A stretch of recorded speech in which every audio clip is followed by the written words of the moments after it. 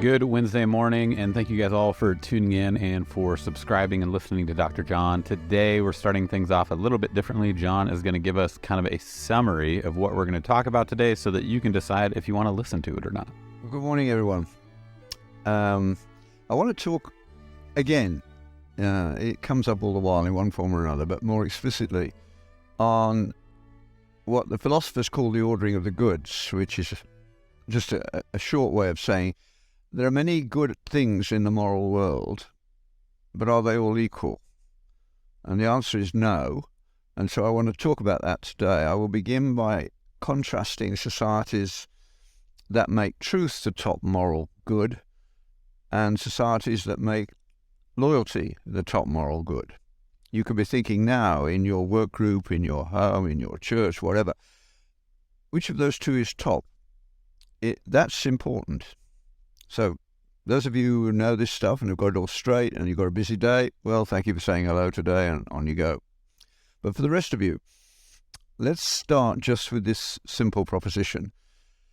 Societies all have dominant ideas, which in the end rule the society as a whole.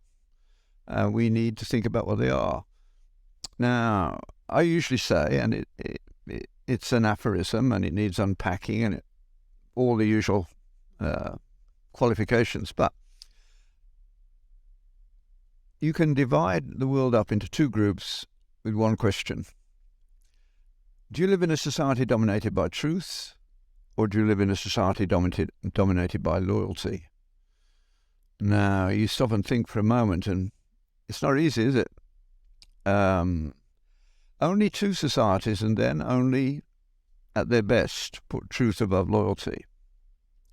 The norm, going all the way back to tribalism, is local loyalties. Now, does this matter? Is it important, in fact? You can have truth under loyalty or truth above loyalty or wherever you want. It's a smorgasbord. No, it isn't. They do matter. And this one's easy to illustrate. If your society is one in which truth will always beat loyalty, how do you get your job? That's easy, isn't it? You get it by competence. But if your society is one that puts loyalty above truth, how do you get your job? By who you know or how you define yourself. That's not such a good idea when you start to think about it. Let's go a step further.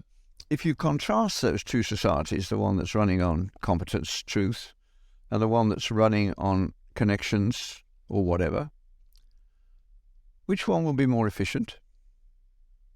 There's no question about that. Competence will always beat loyalty, because loyalty is always suspect in one way or another. But where truth reigns, you have a society that will make progress. It's not an accident that the two societies that made it for any length of time are Jews and Christians. Muslims made loyalty central from the beginning. I mean, the Quran, as got name blocked now for the founder of the Taliban and all the rest. Let's come back in a minute. But he wrote that Allah commands us that we are to chase the infidel down and kill him if he will not repent and become a Muslim.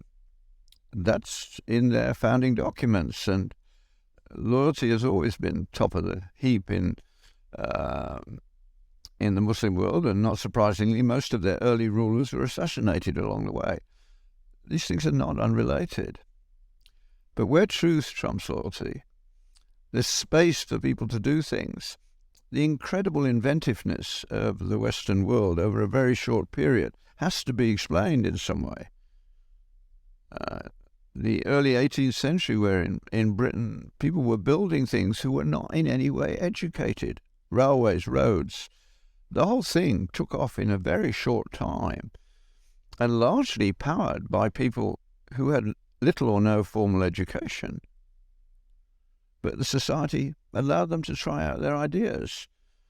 I mean, now in America, Peter Thiel is well aware, the founder of PayPal and a very interesting guy, but he's actually trying to persuade smart, talented people not to go to university. He'll give them money scholarships in order to work on an idea that they think can be made practical.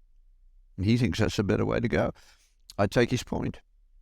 George Stephenson, when he built his first commercial railway that worked and made a profit, he was illiterate. He built his first steam engine as an illiterate young man because he'd worked in the pits where they had to have pumps to keep the mines dry, and he'd helped maintain them and all the rest. He'd thought about them. And he worked out he could make one that would work, and he could use it to propel things and move amounts of goods that nobody had conceived of as possible before. No education. He learned to read and write by sending his son to school, and every day when he came home from school he had to go through the total day's learning with his father. And it was long before his father corrected the minor defect of reading and writing. So, think a lot about the way you run your family, truth and loyalty. Think, for instance, when one of your children does something wrong, what's your response? I'm going to leave that hanging. That's the introduction, the come on, if you like. And those of you who know where I'm going from here, and some of you are my good friends, and you have busy days, and don't make me an excuse for being lazy. Off you go. But the rest of you, is that okay now that we can proceed? Yes? Okay. Good. Think of it. Think of how you start bringing these ideas into your family's life. The classic example for me would be when a child does something wrong, usually in a minor way, and they know they have, and you ask the question, and they own up, what's the next thing you should do? You should honor their truth-telling. Before you get to the minor misdemeanor, whatever it was, say, that's good, you told the truth, that's important, that's character forming.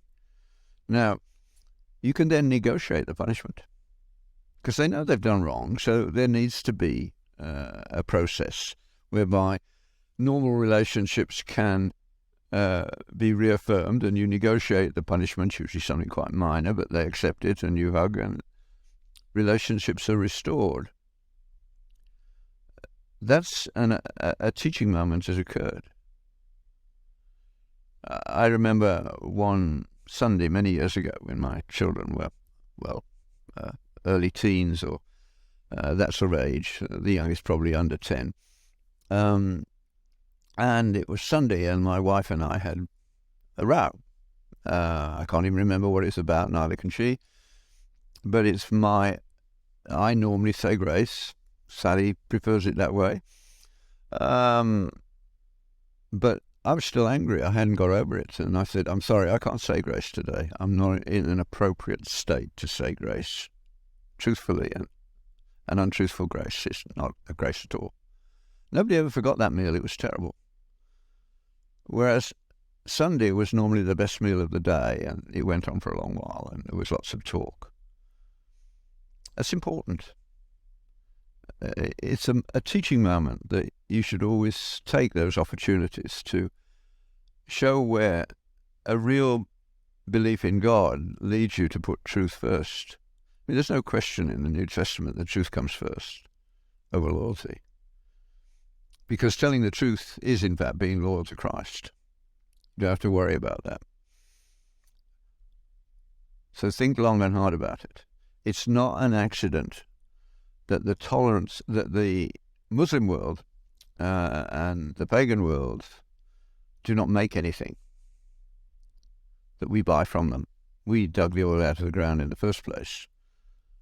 But that amazing human capacity to make new things and change the quality of everybody's life has been dominantly achieved by the Judeo-Christian world. Now, let's be honest, so you go back a few hundred years and China was leading the way, but they had the same sort of idea locked into what is called the Tao. Lewis used it in the one device I don't think worked too well for him, but in it, what I think of as his best book, The Abolition of Man, he uses the Chinese Taoist view of truth as a way to try and get people to think about truth without getting too angry about it before you start. So The Abolition of Man is an absolutely tremendous book for you to get your head around these ideas. Towards the end of the first chapter, I'm memorizing this, drawing on memory for this, but Lewis says something like this. He says, for the wise men of old, because Lewis is looking at a world that's already putting loyalty above truth in various ways. So he says, for the wise men of old, the first problem of human life is how to conform your soul to objective reality. That, of course, is God. And this is an exercise in truth-telling. And the solution? Wisdom, self-discipline, and virtue. You don't hear those words talked about very much at all in our society. Wisdom doesn't appear in the university anymore. Nobody says, I can ask any group of students, have you ever gone home from class saying I'm wiser than I was this morning? And they laugh. It's a very sad laugh, but that's where we're at. And Lewis goes on, for the modern world, the cardinal problem of human life is about how to conform reality to our desires. And the solution is technique, technology. And that is frighteningly true. He got it right, didn't he? He said, now we are surprised when we find traitors in our midst, having made fun of the things that made the idea of traitor real. We have a whole bunches of academics in the Western world who seem to be motivated by a hatred of their own history. Nobody's history is perfect, but if you were to write them all out, we wouldn't be doing badly overall, certainly in the last little while. Pagan societies have a certain form of history, largely oral, because they didn't get very far in anything else, in many cases. But what we should do, we should be taking statues down. You can put explanatory notes underneath about this is what can happen when you lose your way, and still acknowledge what they got right. I think the Hungarians were brilliant when they finally got rid of the communists. Instead of destroying all the statues of Lenin and Marx, they decided to put them all together in one place and put barbed wire around them and let the pigeons defecate on them all. They thought that would be an appropriate way to remember their history. When you get rid of history, it doesn't mean that what happened didn't happen and that its consequences aren't around. Of course they don't go away on that basis. That's what's happening here. Identity politics is another version of loyalty over truth. And you don't help anyone in the long run by making them look for reasons for victimhood to try and claim some sort of income that they didn't earn. What's needed in the lower classes of all societies is opportunities to get to a better position. I'm a good example of that.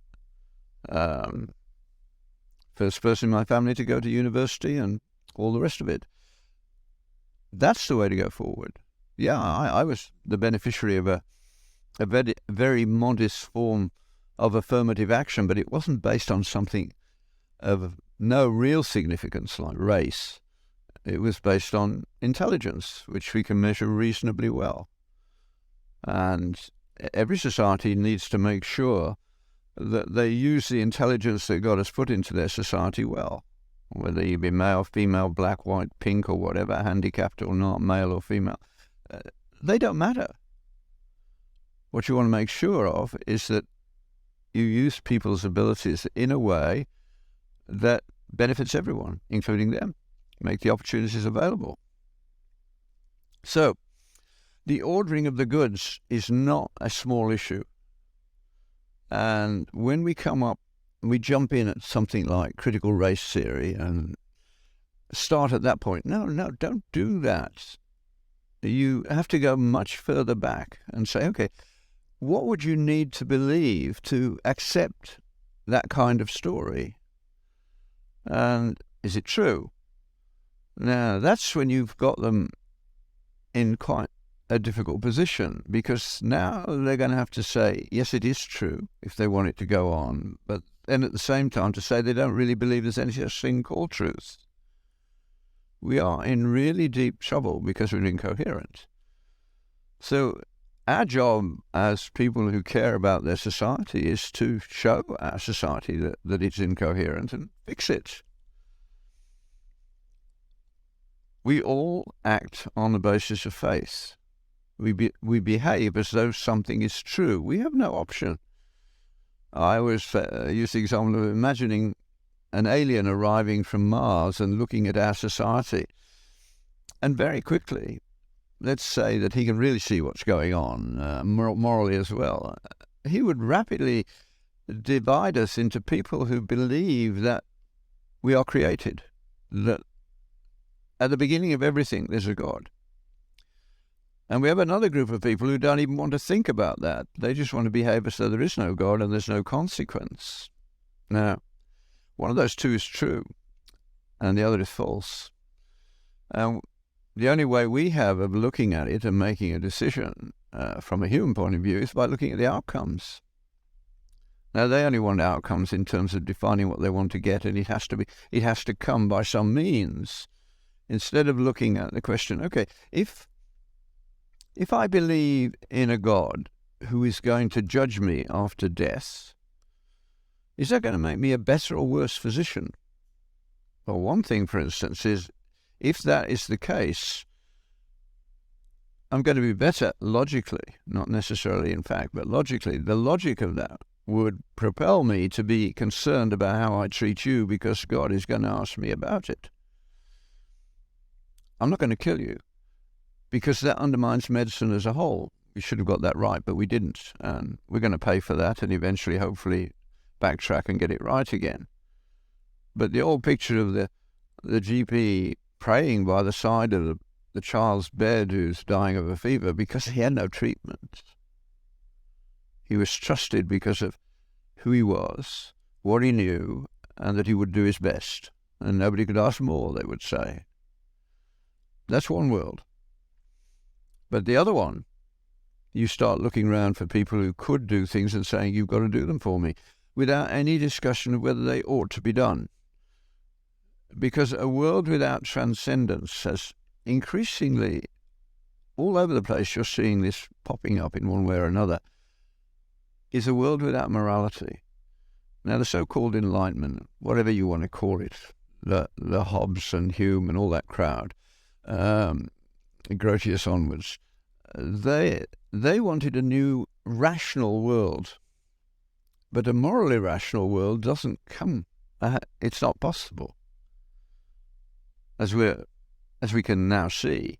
And of course, it was worked out slowly, and they had to make a distinction between a rationality that aped science as it had begun to take off. Experimental science is an amazing phenomenon. I maintain you can't rationally do it if you don't believe there's order underneath the surface chaos of life. And that is by no means obvious at first sight. It's a gift to see it that way. Not everyone does, and those who don't have problems, and those who do have less problems in many of the most important ways. Not least of all, how to keep science in its place. Science began because the church, in its wisdom, decided that early science looked as though it might be dangerous to the faith of the humble poor. So temporarily, Aristotle's deductive logic was banned, and they were forced into inductive logic, which is, of course, the basis of an experiment. What you do when you do an experiment, you say some big questions out there, but I can't answer them. But I'm curious about nature, so I can do things that are within my range of abilities and see where it leads.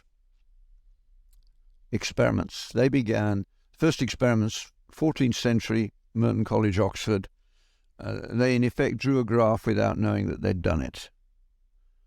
But they began to move science from a speculative, qualitative thing. I mean, the great minds of the Greeks didn't begin with physical facts. They began with their speculations. And there are people who want to try and pretend that we still do the same, but we don't.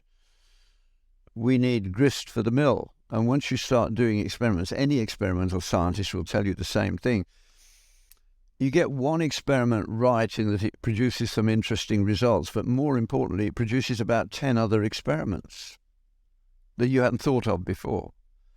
Inductive reasoning and experimentation, one thing leads to another. I used to carry a little black book in the early days of my scientific career when I worried about what I would do next. And then I realized my little black book, which I lost on an airplane somewhere, was not necessary, because within a few months of starting, and certainly within a few years, I had far more questions than I would ever have time to get round to. That's the way it works. And as Robert Vogel puts it, the art form of life is knowing where to go next. It's when you do the right experiment at the right time. I always made it a principle that I wanted to do something that nobody else was doing so that I didn't have any competition. And when I'd made progress, which I was fortunate enough to do, as soon as the competition started catching up with me, I moved to something else, because I don't want to work 80 hours a week. I think it's uncivilized, it's bad for families, it's bad for everybody. And I think the fact that I'm still giving this lecture now, and amazingly, you guys are coming and listening to me, and I had my 83rd birthday yesterday, so that's not bad, is it? It's 20 years longer than most people manage, but somebody told me the other day, the odds are I'll make it to 90. We'll see. I hope not, in a way. I'm quite happy at the thought of heaven. But what I'm pointing out is, once you start with truth, and then you continue to make that central, you don't really have any problems with where you go next, because you speak the truth, and okay, that means you're not going to do certain things. Because, let me just read to you why. This book, Science and the Good, by James Davidson Hunter and Paul Nedelinsky. But Science and the Good, the tragic quest for the foundations of morality, is what it's about. It was published a few years ago now, and it didn't get the amount of notice that I think it should have done. But that's because it was undermining the liberal elites and what they want. Towards the end of the book, around page 201, and he has a subheading, a moral science unreflective about history, culture, and the political economy is what they want. One challenge to the new moral science is the effective absence of any working awareness of or engagement with history, culture, and political economy. They want it to sort of come magically out of the undergrowth, and it's not going to happen. And he does a very nice account of what it's like to be in a scientific career. He's not kind about it, but he's also truthful. He points out that science also has its little loyalty-driven cliques. In the end, you find out how it was done, but it also means that certain things are not worth trying because you're not going to get funded. People have to change the names on their doors, so to speak, not because they're going to change what they do, but because the political powers, the people who have the privilege and the money, have to be stroked. You have to bend the knee to Darwin in the first paragraph of your grant application, and having done that, all was well. That's coming to an end now, and I discovered the bending of the knee could be ironic quite easily, leaving me, so to speak, undeclared. But he says there was a time, he says, when theology claimed a privileged authority. Its claims to truth were embedded within institutions that could protect the power and advantage of the people making those claims. To contradict its assertions or challenge its authority was an act of transgression that nearly always met with an act of social control orientated towards both punishing the transgressor and rebuilding the solidarity and authority of the group in power. Sometimes the social controls were symbolic, a declaration of heresy, for instance. Other times it was physical, all the way up to being tied to a stake and burnt alive. This is what all establishments do, all power groups. Inside established authority, there is little reflection. There is only truth and error, right and wrong, insider and outsider, defined by the society. However, we have evolved as a species, we have not outgrown our requirement to draw boundaries and police them, nor have we evolved beyond our urge to suppress dissent and oppress dissidents from our circles, even in the communities that define themselves as enlightened, open, and liberated. We humans can't help ourselves. The classic example over recent years was the absolutely egregious way in which people, including someone like Steven Pinker, savaged Nagel, who is a good philosopher, but he came to the conclusion, like other philosophers, that there had to be a mind behind the cosmos, and that was unacceptable a few years back. Now, with the return of the God hypothesis in various ways, people are uncomfortable about attacking it in quite the way they used to. All this stemming from the first step away from the reality that, as Judeo-Christian people, we agree was the start. I mean, we've talked quite a lot about Cass in the recent past and his account of God's dealing with human nature through Genesis, but then we come to the critical formation of a society. That's what Deuteronomy is about, the world's greatest commencement address. And it's very interesting how little people read Deuteronomy and how little they think about it. The first 3 chapters or so are history for the Jews, a reminder which we can move over quickly. But then Moses says to the children of Israel, you have been given a law by God, which is greater than any other law the world has seen. And he is politically incorrect in that he says they will acknowledge that fact. So the start of nation building is rooted in the 10 divine intolerances, which is the way I like to make people think about it, because they think intolerance is uniformly bad. But you can rewrite the 10 foundational ideas of the Jewish state, which has lasted so long despite Jewish nation, all the vicissitudes they've had. It's the 10 things God will not tolerate. And in each case, of course, the telling of the giving of the law in Exodus 20 and in Deuteronomy 5 is preceded by a very important sentence. And when you ask Christians, of course non-Christians have absolutely no idea about this, but most Christians don't either. When I ask the question, tell me, what is the sentence that introduces the giving of the law in both Exodus 20 and Deuteronomy 5? And I get no answer. The answer is this: I am the Lord your God who brought you out of Egypt. The law in the Bible is introduced by grace. They couldn't get out of Egypt on their own. It was impossible. They needed God to do it. And he did. So the foundational statement that they have in their mind is what God did. Our job as Christians is very simple. Jesus says, go and tell what I've done for you.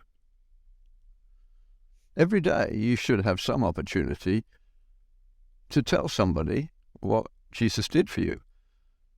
In ordinary conversation, you don't have to manipulate it or anything like that. I recently had the most remarkable flight to Mobile in Alabama for a conference, and given all the rules, standing in a queue to clear American customs in Toronto for an hour. You have to get to the airport early, so there was sitting down there, and then this 3 flights, By the time I got there, I'd had half a dozen talks of at least half an hour in each case. And in each case about serious things, because on a plane and an airport, it's easy, isn't it? That if you're standing around for a while and you want to talk to somebody, you say, where are you going, where are you coming from, what do you do? Those are the usual opening questions. And when they ask me what I do, I say, well, I talk about ethics, culture, faith, and public policy, and how we might get them all on the same page, because if we don't, we're going to fracture and fall apart. And everybody's interested at the moment, because the kids are frightened they have real scares about there not being a world to live in very shortly. The people who've done this have got a huge guilt burden coming their way when they realize what they've done.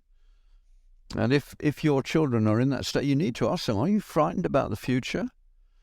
And when they say they are, I say, well, now you've got a Christian way to do that, and tell them, no, God knows what he's doing, and he will look after us in it. And he doesn't promise us a rose garden here, and he doesn't say it will be easy, and he doesn't say we'll get everything right, and it'll all be happy-clappy. But he does say, I'll be with you.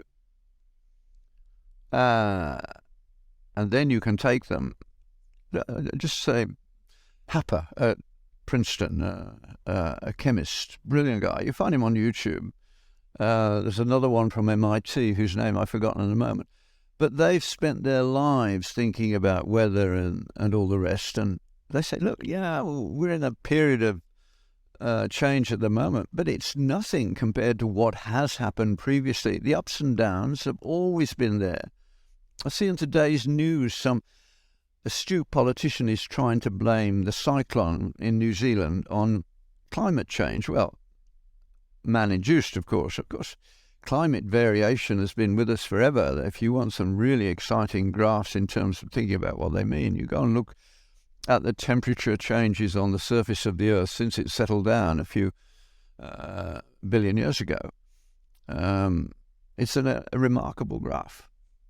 But all these, Björn Lomborg in Scandinavia, they're all saying the same thing. Yeah, there's more movement than there's been for a while, but there was a medieval warm period. There was also a late medieval cold period.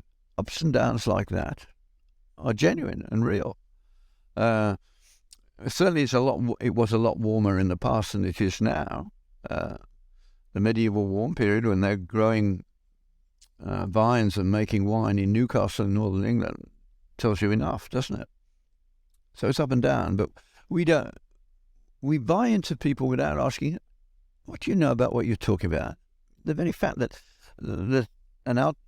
a somewhat disturbed teenager can become almost saintly in the eyes of many of the kids. Greta, what does she know at her age? Nothing. She's talking about her feelings and whatever has been given to her by other people. That's where we've got to. We've lost our way. So, back to what God said. He said, the first thing you have, I am the Lord your God. The first words of the Bible, in the beginning, God. If it's in the beginning, no God, we have no hope. And it can't possibly be true, because all along the way, we have honored people who did the very un-Darwinian thing of sacrificing their lives for other people. That doesn't make any sense in a Darwinian world. Lying and cheating, they do. Not doing that, that's a different matter. So that's why I wish that families all over the world were teaching their children these things, because you get these basics in place, the world's a different place for you.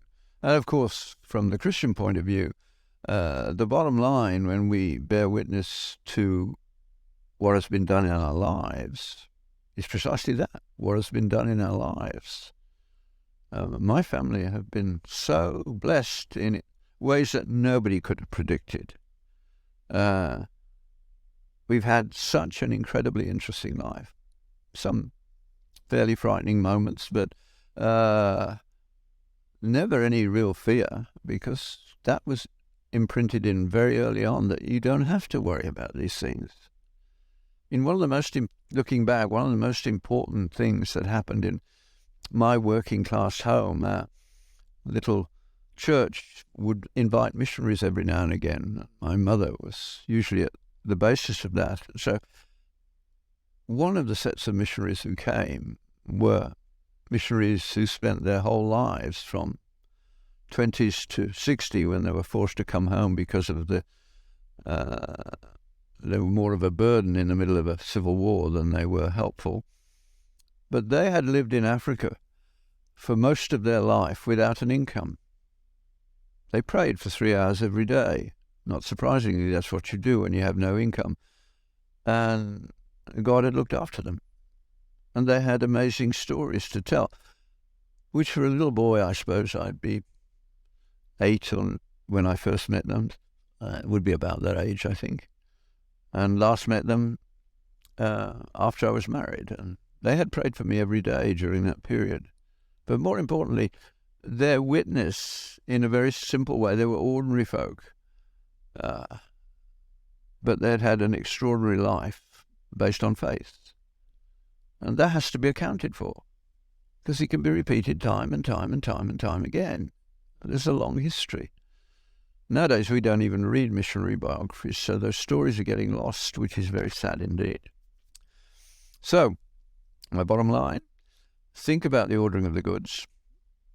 Yes, there are all sorts of good things. Tolerance is useful. It's not even a virtue. You tolerate a little bit of cheating, a little bit of lying, a little bit of that.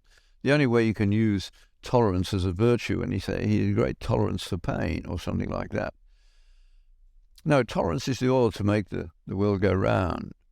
But the real machinery of the world is ideas of truth and justice and honor and love.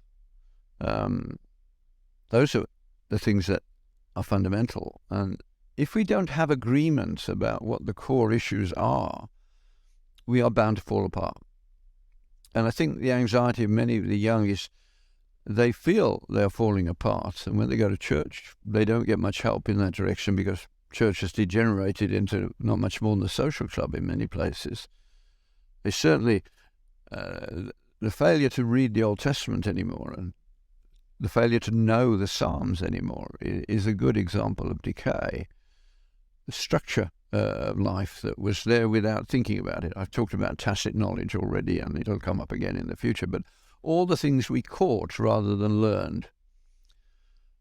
Now, with our reductionistic world, a degree that you get from the university contains no wisdom and no real knowledge, because you get marks by memorizing and dumping, while professors pour on you what their current nostrums are, without any historical or cultural basis to what they're saying. There's no philosophy of medicine taught in medicine. There's no philosophy of justice taught in law. There's no philosophy of science taught in science to any significant extent. You have to go looking in special places to do that. So in our families, we've got a great deal to think about.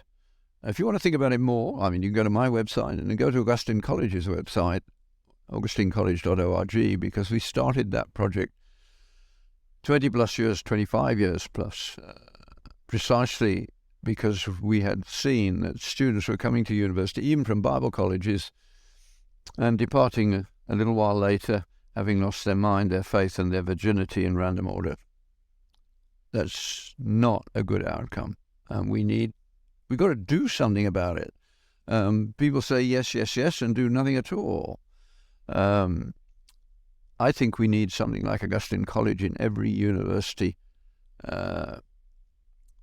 town on the continent. You only need 4 or 5 people who share 2 things, a belief in the ancient creeds and a real love of learning, and then they must love the pupils too. That combination leads to an educational environment that is quite different. It's not a memorize and dump environment. It's a laying foundations environment. So if you've got anyone in your family who's currently looking very dangerously like falling into the escapism of drugs and mindless sex and the rest at university, raid the piggy bank and send them to us or a like institution. There are many. Peter Kraft once a year writes an article somewhere saying which institutions he actually trusts, and there aren't many. But we're certainly one, and I want to see something like that happen in every city on the continent. But we need some of the younger generation. I'm too old to do that, but I'd love to give it a push in the right direction. But it's going to need the help of some big foundation to do it. So think about how we're going to save the minds of our children. And step 1 is putting truth first above loyalty.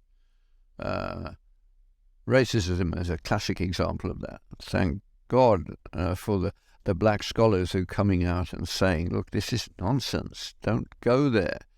I mean, we all have genes for black skin. It's just that they're expressed more effectively in one group than another. It's not as though it's unique to them. We all have melanocytes. It's just a question of how many you have. And they can be switched on occasionally, which creates some very interesting situations. But the bottom line is identity politics, which is what's dominating us, is loyalty above truth. The truth is we must do the best we can with what we've got and help one another as far as possible. Making somebody into a victim is not helping them at all.